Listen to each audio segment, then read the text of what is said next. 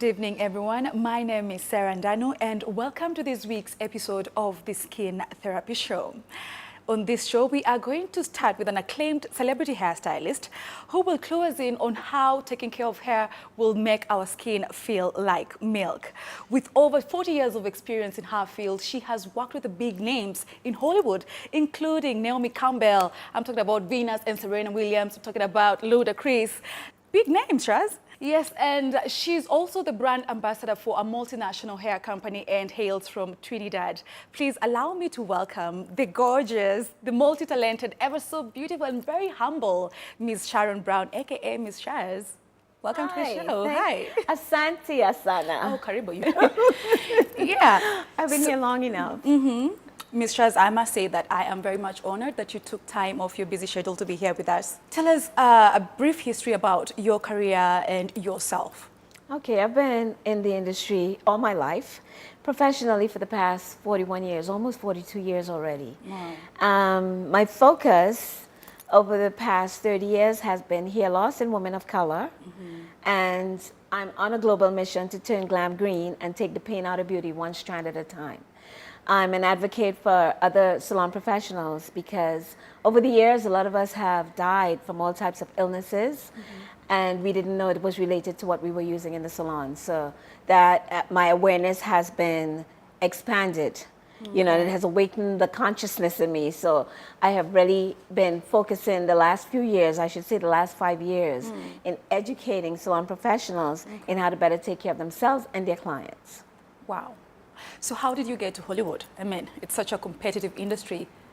It is a competitive industry, but competition is good. Yeah. Competition is healthy. If you're raising hell and you don't have anybody to raise hell with, how do you know if you're raising hell?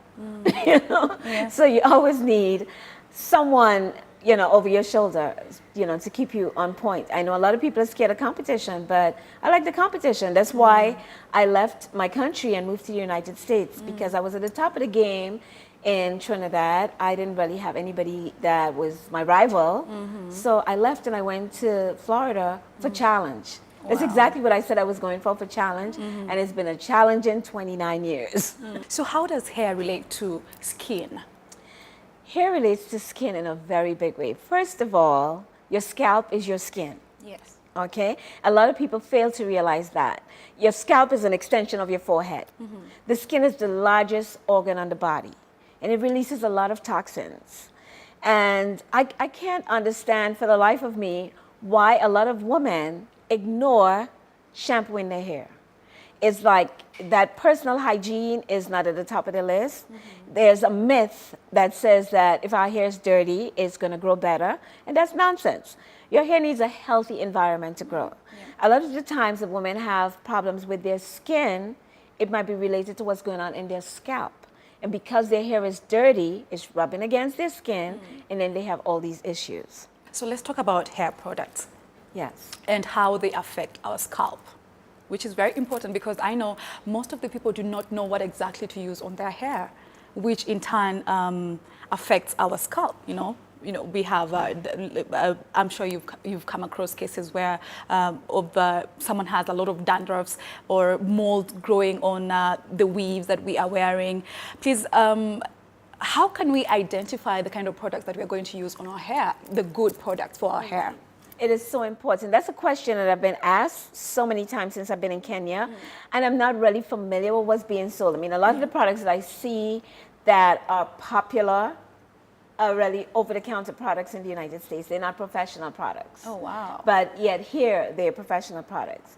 What I also notice is that in my travels around the world, is that the third world countries have become the toxic waste dumps for these cosmetic manufacturers. Products that are banned in first world countries, they dump it in the third world countries because people are not aware. Okay, and they're killing people. It is unfortunate that the place where women go to become beautified is the same place they're going to die. And that I want to become the voice of that. My global mission is to change that, to educate the people because they don't know. These chemical relaxers are very harsh.